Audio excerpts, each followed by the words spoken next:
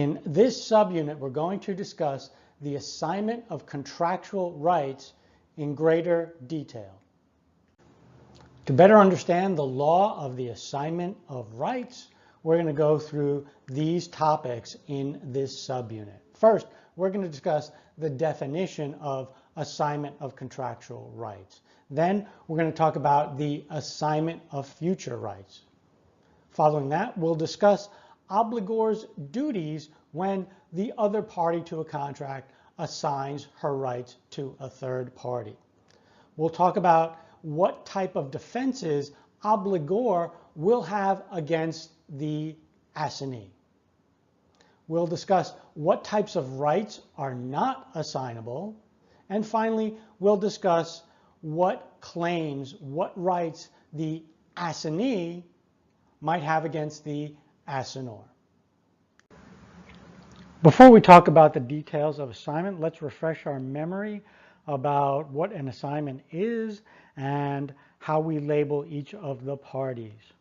So we have a contract between homeowner and painter where homeowner promises to pay painter and painter promises to paint homeowner's house. We have C, who is a third party and is not a party to the contract between homeowner and painter. P, painter assigns her contractual rights to C. What are painter's contractual rights? Well, painter's contractual rights are the right to receive payment. So P assigns her right to receive payment under the contract to C.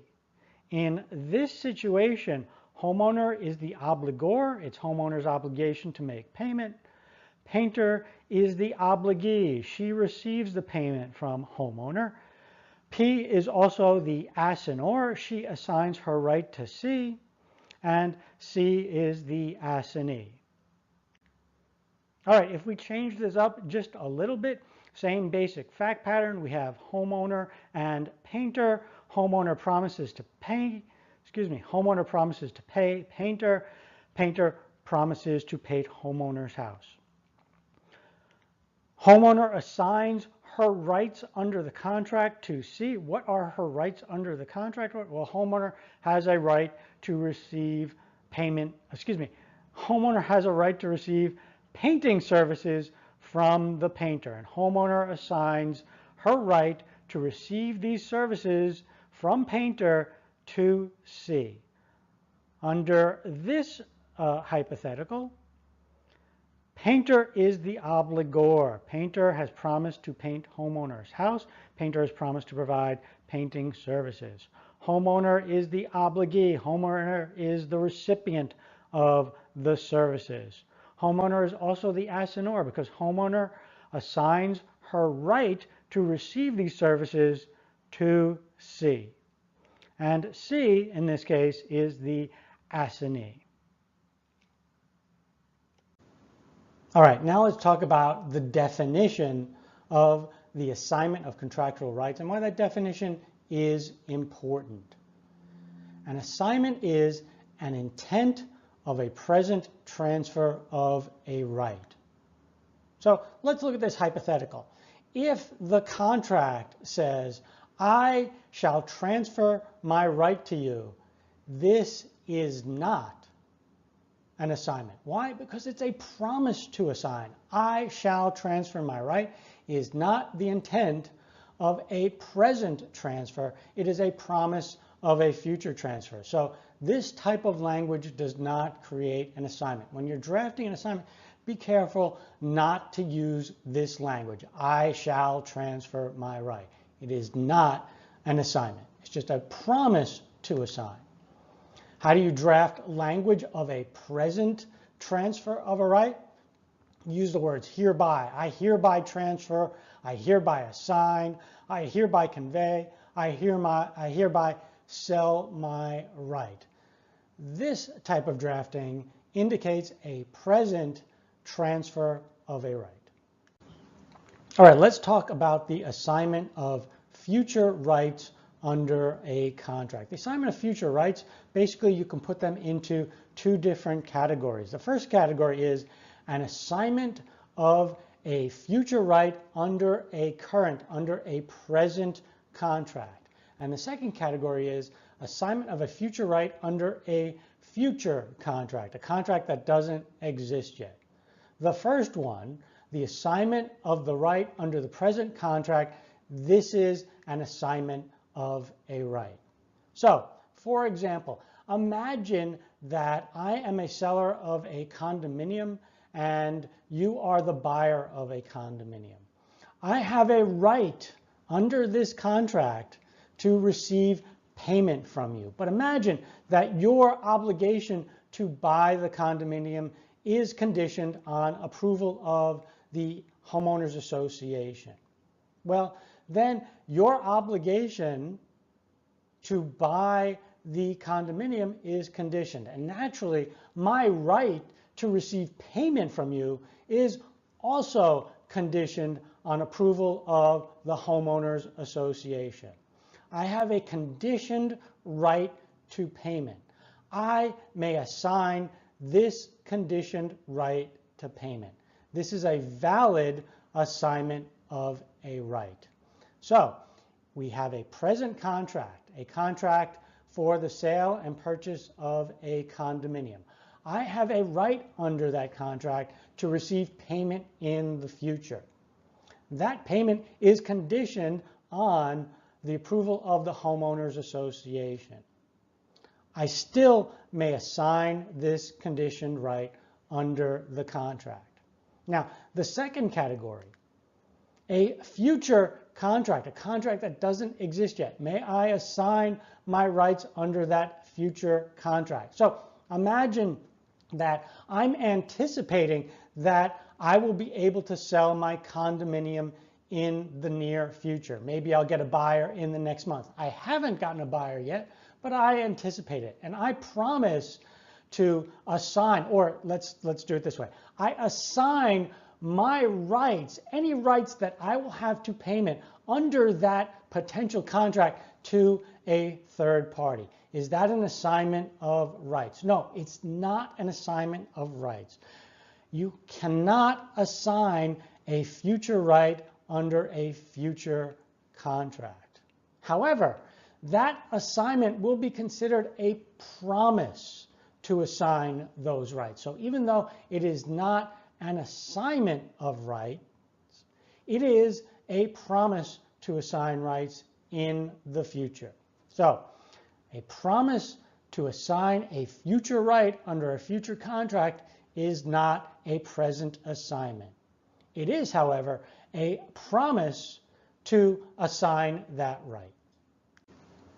All right, let's talk about obligor's duties once the other party has assigned her rights under the contract to a third party. The duties of the obligor are pretty simple. The obligor now has a duty to perform for the assignee and not the assignor. Let's go through a simple fact pattern. Imagine you and I are parties to a contract. I have an obligation to pay you under the contract. So with respect to payment, I am the obligor and you are the obligee. Imagine you assign your right to receive payment from me, you assign that right to a third party. Now you are an assignor of the right, and that third party is the assignee. You inform me, the obligor, that you have assigned the right to a third party, the assignee. Once you have made that notice to me, once you have given me that notice, you have informed me that you have assigned the right to the third party, now I have to make payment to the assignee. I have to make payment to that third party.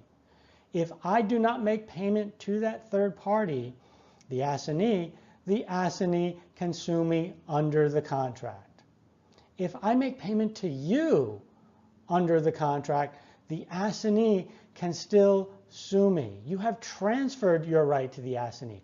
The right under the contract is no longer yours. So if I pay you, the assignee still can sue me for payment.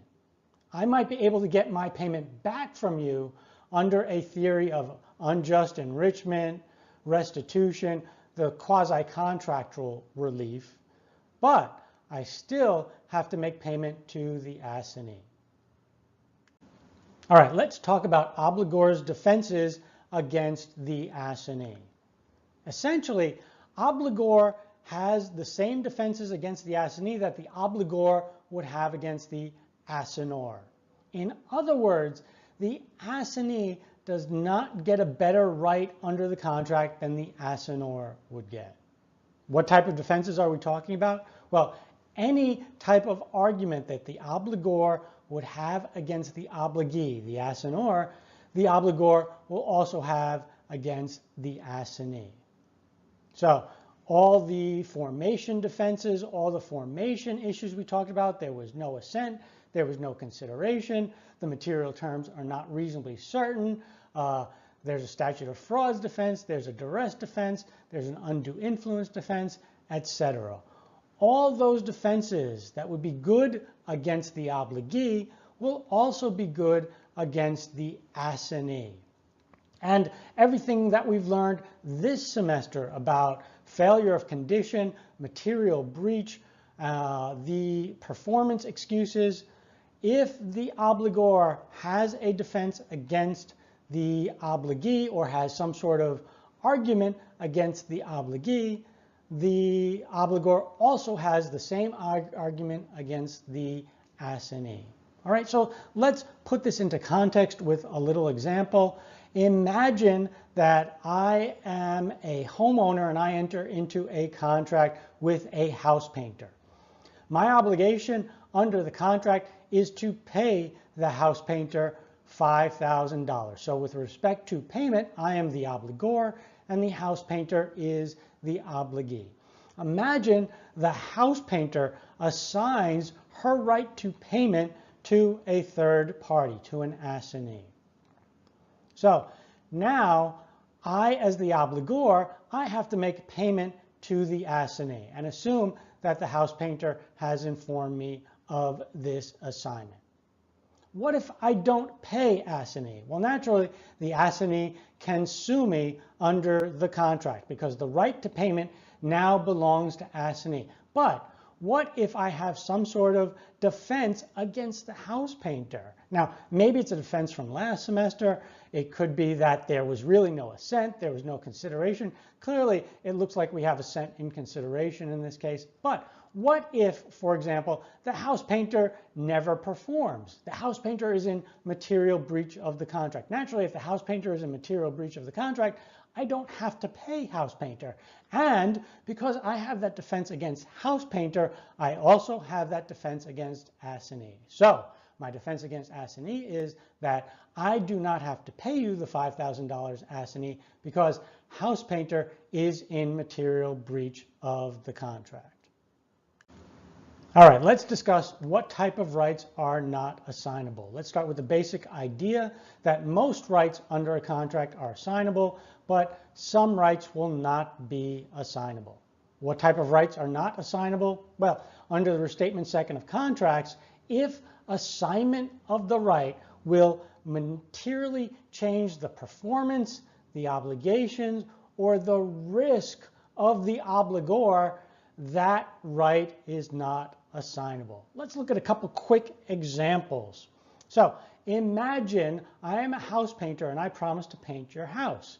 Can you assign that right to a third party? Well, if the third parties, if the assignee's house is bigger or different in any way that would materially change my obligations, then you could not assign that right to a third party. Imagine I am a lawyer and I promise to provide services to you. Can you assign your right to receive services to a third party? Probably not, right? That third party's legal needs are different from your legal needs. So the assignment of the right to a third party would materially change my burden, my obligation, my risk under the contract. Imagine I am a bank and I promise to lend you money. can you assign your right to receive money from me to a third party? And the answer is no. Why? Because that third party has a different credit profile than you. And so by assigning that right, you would materially change my obligations, my risk under the contract. Now, there is a third category. The restatement says that you cannot assign a right if obligor's chance of obtaining return performance is materially impaired. And this usually happens in the case where the obligee assigns her rights and delegates a non-delegable duty. So imagine we have a contract and you have certain rights under the contract and you have certain obligations under a contract. And let's assume that those obligations under the contract are non-delegable. You assign your rights, which would normally be assignable, and you delegate your duties, which are non-delegable, to a third party.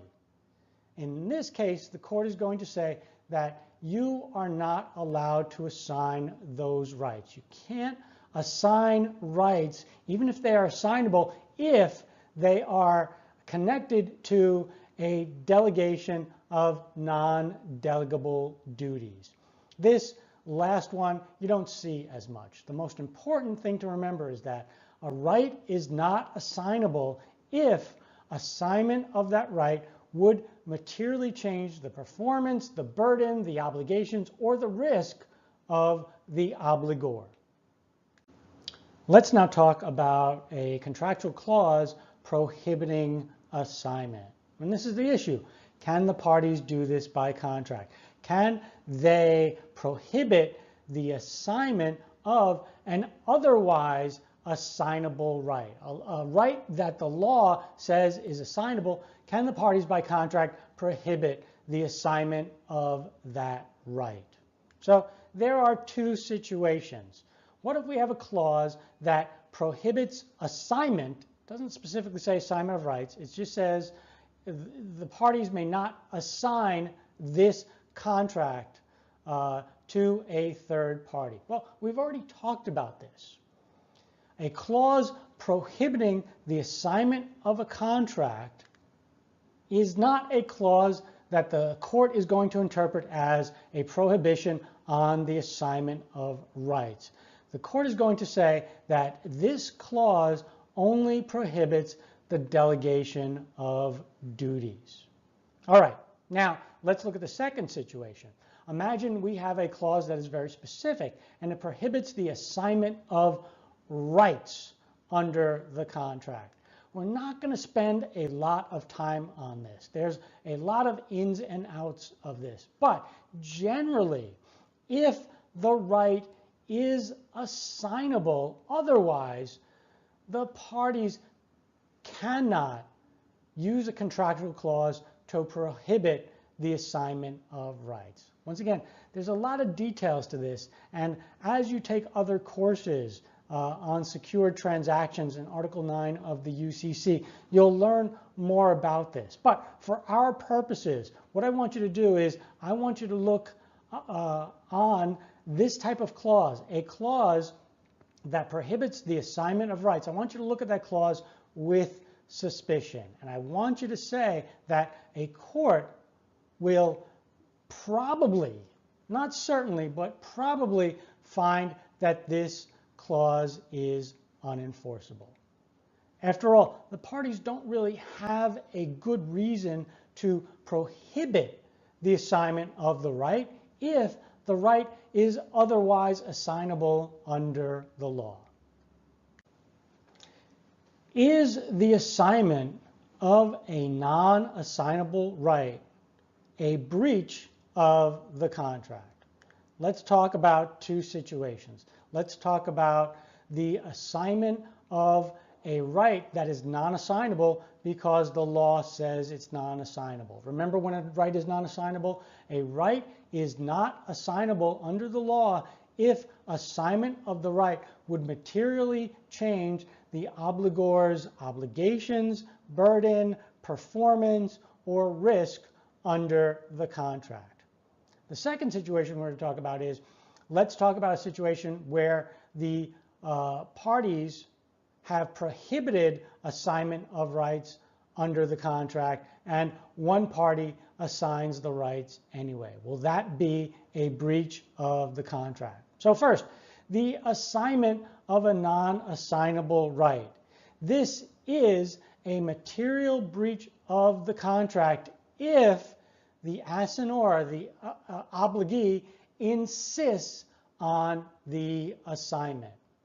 In other words, if I'm the obligee and I have a right that's non-assignable and I assign it to a third party and I insist that the obligor perform for the third party, then I am in material breach of the contract. All right, let's talk about the second situation, the situation where it is an assignable right under the law, but the parties have prohibited assignment under the contract by using contractual language. What if, in this situation, I assign my right under the contract? Well, first, the courts will usually say that this assignment is valid. It is a breach of the contract, but it is still a valid assignment. So, if I have a right under a contract and that right is otherwise assignable under the law, but the contract prohibits assignment. If I assign that right to the third party, that assignee, has a valid right to receive performance or payment under the contract. In other words, the assignment is valid, but I have breached the contract. How do parties draft around this? Well, sometimes they will put in the contract that any assignment is void. And that way, an assignment in breach of the contract is not valid. So once again, reviewing what we talked about, if I have a right under a contract that is normally otherwise assignable under the law, but the contract prohibits assignment, my assignment of the right is a breach of the contract, but the assignment to the third party is still valid. In other words, the third party, the assignee, has received a valid right. If, however, we draft the clause in the contract that prohibits assignment and says any assignment in breach of this promise is void, then my assignment of that right to a third party is a breach of the contract, and that assignment is not valid. Okay, now let's bring this together with what we already talked about.